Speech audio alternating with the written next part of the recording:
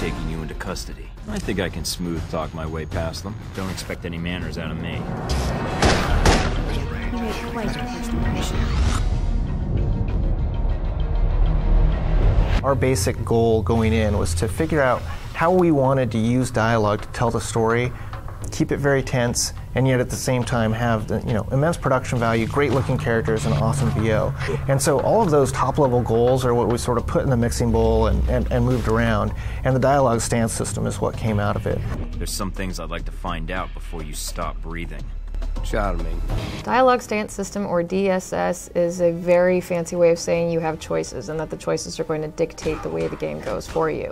If you go through the dialogue stance system and decide to extort somebody and another player decides to execute them, there are totally different options that come up. Why are you wasting my time? Drinking alone is time well spent then. We provide different options, so it's a little bit of choose your own adventure. Why are you wasting my time? So say there's a character that loves for you to be more businesslike.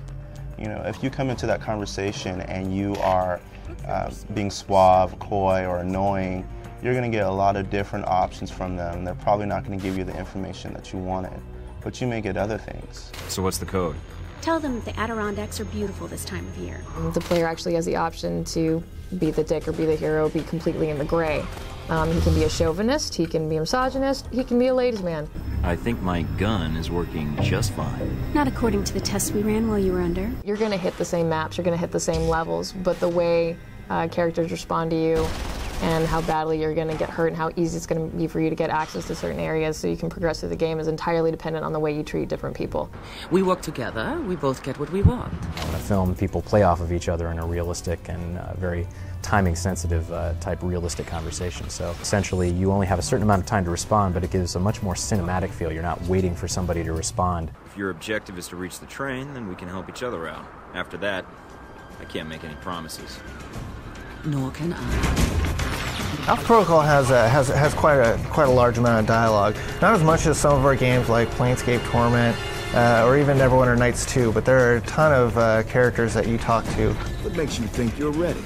Because I tell you, we get a lot of recruits in here, and you're not convincing me. There's a cast of characters that are about 30 sort of named characters that you encounter, along with a lot of B players and C players. Can I help you? Or are you going to stand there and insult my shop all day? I initially thought it would be much more of a challenge, but once we actually got in the studio and the voice actor who plays Michael Thornton, he picked it up within one dialogue. What I don't understand, though, is why we're talking at all. Unless keeping me alive is important for some reason.